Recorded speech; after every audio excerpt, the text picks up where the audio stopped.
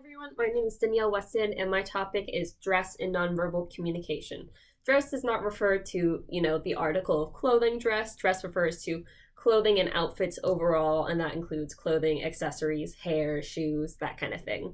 So I chose dress in nonverbal communication because, unlike a lot of other types of nonverbal communication, dress can actually be changed really easily. And I had a feeling, based on what I would find in my research, that at the end I would want to try to change my own dress. So I ended up choosing that. And also, dress is really interesting because there's a lot of psychology behind it that I was not expecting when I started researching it. Dress can directly affect how you're feeling, how you think it can make you smarter technically in a way. So we're going to be going over the study that talks about that later. But first, if you look anywhere online, you'll get different percentages of how much of communication is made up of nonverbal communication. When I looked online, I found it was in the range of 70 to 93%. So that's a lot, obviously, which is why we have classes like this and stuff. But I really like dress because I like fashion. And I wanted to see how I could change my own dress. So the first study I went over is personality judgments based on physical appearances. Right off the bat, I didn't really like this study because how it worked is they had participants do 2 full body photos, one in which they were doing a generic pose that did not indicate their personality at all. And then the second, it was a spontaneous pose that kind of indicated more who they are as a person. They then had them fill out a survey on their personality, their self-esteem, their religion, stuff like that. And then they had observers come in, view the photos, and then rank what they thought the participants would rank. And the thing that screwed me up about this study is the observers they brought in to look at the photos were actually the participants' friends. So they kind of already knew them before the study. And I didn't think that that was very scientific because it kind of skewed with the results. But the results still indicated that even looking at the generic pose, where the only difference in appearance was dress, they found that the observers were still able to accurately rate what they thought the participants would put down. So it kind of shows that even though you may not think about your dress, it can say a lot to other people, and sometimes it can be scarily accurate. The second study I want to talk about is not actually a study, but it's a book. It's by a psychologist. It's You Are What You Wear. It's about 300 pages, so I can't get through all of it. But it's really interesting because she perfected a method called Inside Out. So her clients will come to her because they're bored of their life, they're bored of their closet, and they want to change it. And what she'll do is she'll do the method called Inside Out, where the out is looking at the client's clothes. Does it relate to their job? Does it relate to their lifestyle? And then the inside part of it is looking at the client's psychology and seeing what past trauma made them dress this way. Why do they dress this way? Why do they want to change it? And it can kind of turn into a therapy session if she takes it really deep. And how she changes her client's wardrobe is she focuses on changing their lifestyle.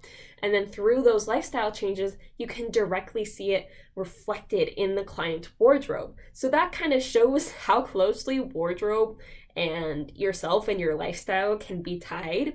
And then you can kind of see how people can judge you based on your dress because it's so similar to yourself. Another study I want to go over, this is probably the last one I'm going to have a chance to talk about because I'm really passionate about this study, is clothing in social media, specifically on Instagram. What they did is they had female participants come in and they had them rank why they dress a certain way on Instagram and what they're trying to portray through their dress.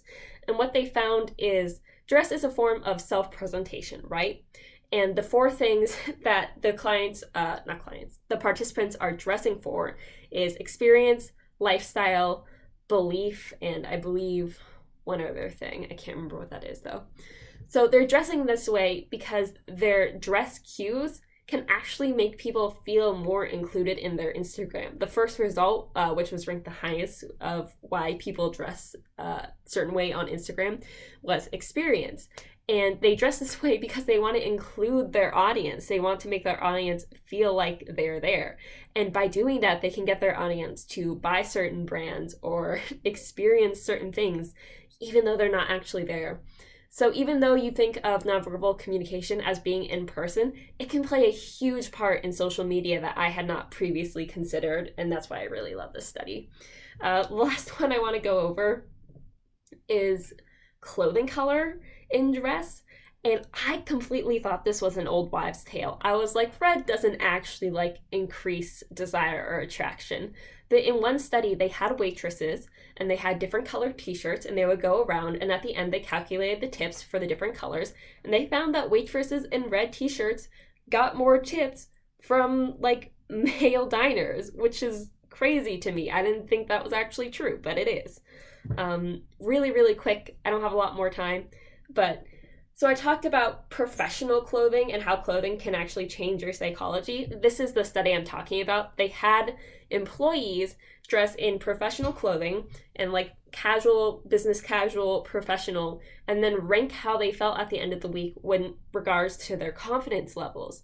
And they found participants who like dressed formally be more self-confident and have more respect for themselves. And they also found that participants who worked in uniforms and worked with like the public, they found that the public had a better score of them in their uniforms. And that makes sense, at least for me, because uniforms kind of like signify that, you know, your uniform, you're all together, you're all on the same page. So those were some of the studies that I found super interesting in my paper. If you want to learn more about them, obviously I expanded on them more in my paper. But in conclusion, dress overall is really, really interesting, and the psychology behind it is something I really love, and as inspired by the book, I am going to be trying my own inside-out method on my closet and seeing what I come up with. Thank you so much for listening to my presentation, and I look forward to seeing what you guys have to say.